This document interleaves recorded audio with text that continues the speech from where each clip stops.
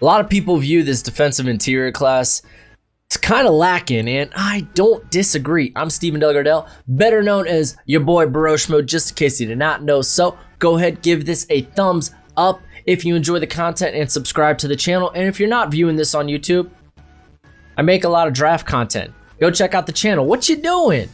But before we get in, I got a buddy that really wanted to make me some merch, so he made me some shirts. So if you're interested in that, the link is in the description below as well as the pinned comment. So let's go ahead and see if this defensive interior line class is really as desolate as a lot of people say they are. We're going to start at number 1, being Marvin Wilson out of Florida State. The guy, he's huge. He's got good burst for his size for being 310 pounds, but he does lack athleticism. He was right up there with Derrick Brown and Javon Kinlaw in my rankings last year, but compared to those two, he was lacking a bit as an athlete. But he's got strong, powerful hands. They're very quick.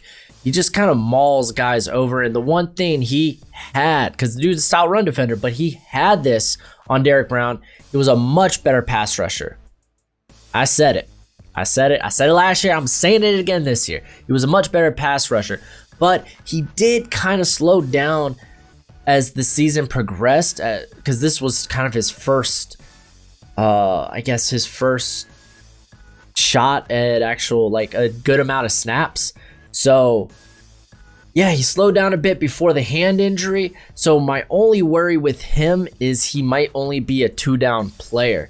At number 2, I got Christian Barmore out of Alabama. The guy's a hoss himself. He's at, 310, and he's far more athletic than Wilson, but there's a little but. He's got a much smaller sample size, so I just want to see more of him before I actually rank him above Wilson, because when it's all said and done, he could be the top interior prospect off the board. The dude had a pressure rate of 20%. He had a win rate of 24%.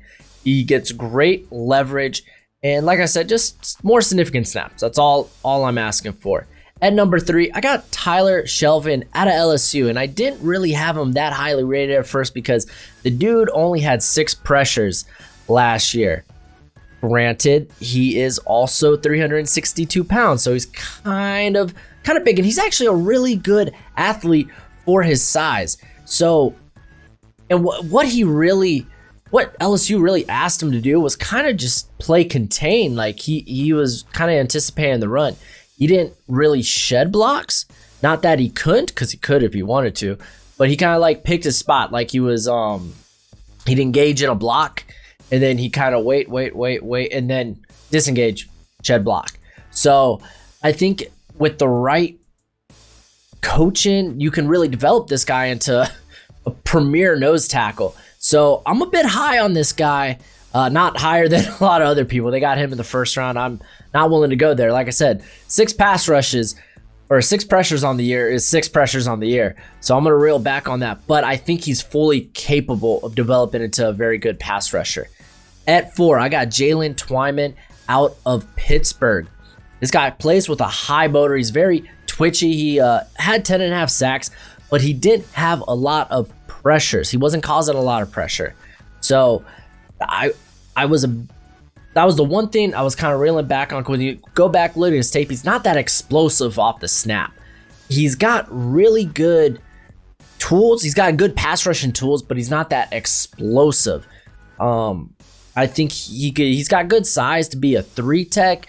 I mean, he is, I guess, a bit, I wouldn't say he's a bit short to be on the interior there at 6'2". I think he's kind of a tall 6'2" to Pittsburgh. So we'll see once the combine and all that happens.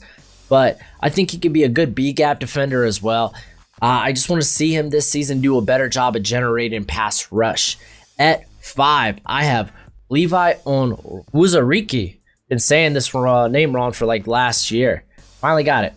But this dude, he can line up anywhere on the defensive line, but most of his snaps came out of the 0 tech, but he won't be playing that in the NFL. So he's only 293, but he's played elite all over that line. I'm just saying in the NFL, he won't be doing that. Sure tackler. He's got good agility, got a good release. Does lack a few pass rushing moves. Like it doesn't really have a complete toolbox, but I just want to see a step up in production because, like I said, he played extremely well last year. But you kind of want to see that total package come all around, and I think this guy can definitely slip into the first round. And at 6, I have Corey Durden out of Florida State, teammate of, yes, Marvin Wilson. He's actually very similar in size, minus 20 pounds. So, yeah, similar in size. But this guy, again, he's got a very similar style to Marvin Wilson as far as he's very powerful and uses his hands pretty well for the most part, and we'll get to that in a minute. But he's way more athletic than Marvin Wilson. The thing is, he's kind of all over the place when it comes to technique. He's like I said, very physically gifted, but very sloppy. The dude had 15 missed tackles last season. He didn't really finish plays, so you kind of question his ability to play to the whistle. Not really the ability to play to the whistle, just play to the whistle, man. That's all I'm saying. But he has shown some versatility. He has kicked out on the edge a few times there at Florida State last season. So it's been interesting just because of his physical and athletic ability. But like I said, he's pretty much a developmental prospect at this point with very high upside. At 7, I got Darius Stills out of West Virginia. The dude's very undersized to play on the interior. He is 282, but he's been very consistent throughout his whole career. He's very quick for an interior player. Plays with really good leverage, gets really, really low, gets the hands right inside, and knocks bigger guys back. He's played very well against the run, and he actually has a pretty decent set of pass rush moves. So I like what I see as far as from a technical standpoint. And you might be a little down on his size because he's also just 6'1", so he is a bit undersized, and he mainly played nose tackle there at West Virginia, so he won't be doing that in the NFL. But again, he'd be a quality guy maybe to snag early day 3, just a guy you come in and be a good rotation player right from the get-go. At 8, I got Jay Tufele out of USC. The dude, quick. He's quick as lightning, very athletic, good explosion. Does have a small toolbox of moves, so I'd like to see a little bit more from him. It's more so just the swim move, and that's about it.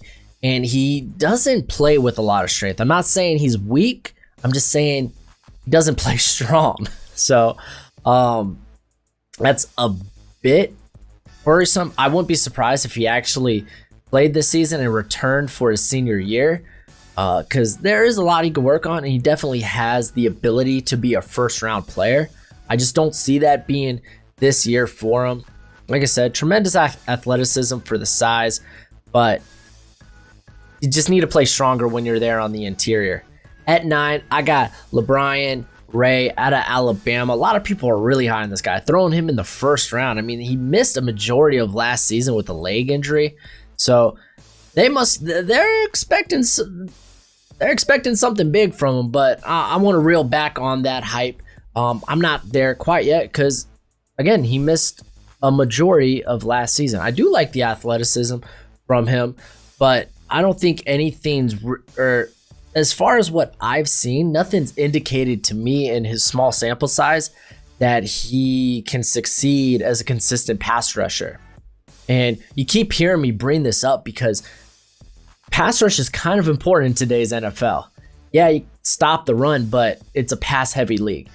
You're going to be putting players on the field that can put pressure on opposing quarterbacks.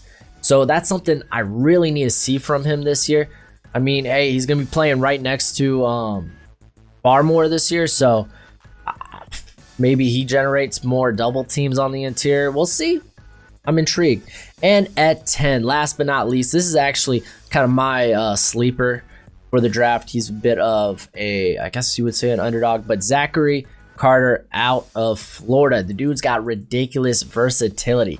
He's played everywhere on the defensive line from zero tech to outside of the tackle. Like I'm talking like wide 9, maybe more of like a 7 tech, but he's played everywhere. He's a great combination of just speed and power.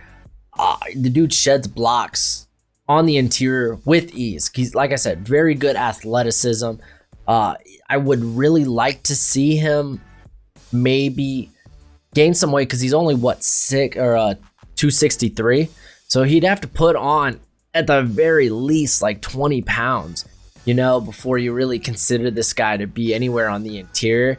I like his burst, but I think honestly he's very similar to Marlon Davidson, where he's got a pretty decent set of pass rush moves and a good burst, but it would do much better if he put on weight and went into the interior. And kind of like my whole philosophy on athletic guys, I'd rather have an athletic guy put on the weight because they typically retain their athleticism, opposed to you're trying to get a bigger guy to shed weight to become more athletic.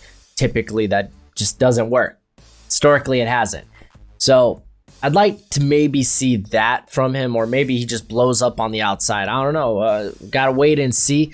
And this is all based on a limited sample size. He was primarily used as a rotation player, and he didn't really start till the end of last year. So again, this is just me kind of projecting here, but it's the 10th spot, so I figure I would. If you want to see the full list, go to fan2fannetwork.com. I got my expanded rankings out there. But of course, until next time, you be easy, my friends. Later.